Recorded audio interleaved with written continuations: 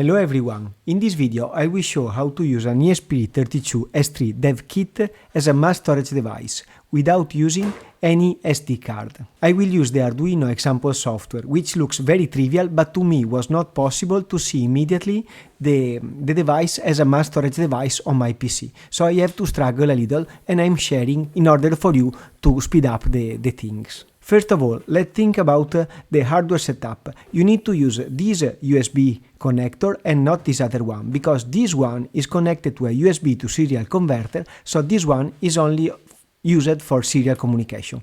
Please use this USB connector close to the LED.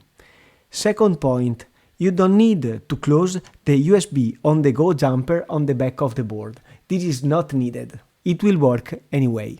And now let's see what are the settings in the Arduino IDE. In order to find the proper example, you need first to select the board. So you have to go to Tool, Board, ESP32, ESP32 S3 Dev Module. Once you have selected it, the example is visible on File, Example, Example for ESP32 S3 module, and then you will scroll till USB MSC. This is the example code. Once the example code is loaded, you need also to set the proper USB mode, which is visible here on Tool, and you have to scroll till USB mode, USB on the go, tinyUSB, and here you have to select USB on the go and not CDC and JTAG. So this has to be selected for the example to work properly. And now you can flash the example into the board.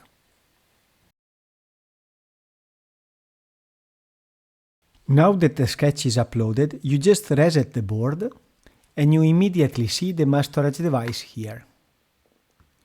Inside the mass storage device there is the readme.txt that was prepared for the example. I already modified the sketch in order to have more memory, and in this case I have 160 kilobytes, which is sufficient for my data logger project. Let's see how I will use it.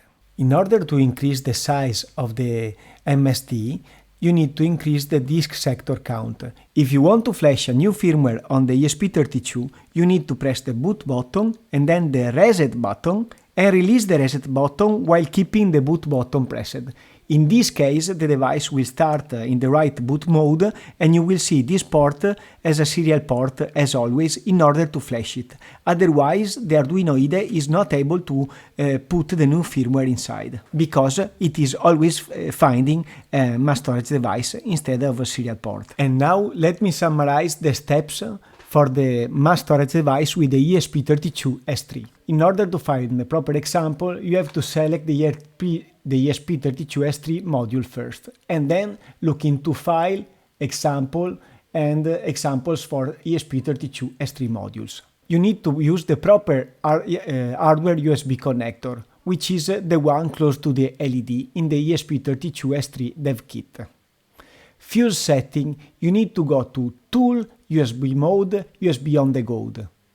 In order to refresh the board, you need to reset it with the boot button pressed, otherwise you will not see it among the serial port.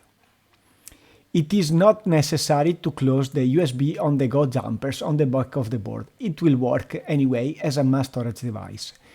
In order to increase the mass storage device space, just increase the disk sector count, which is defined in the example sketch. That's it. I wasted some time in order to have this example work. I hope this is saving you some time. Have fun. See you soon.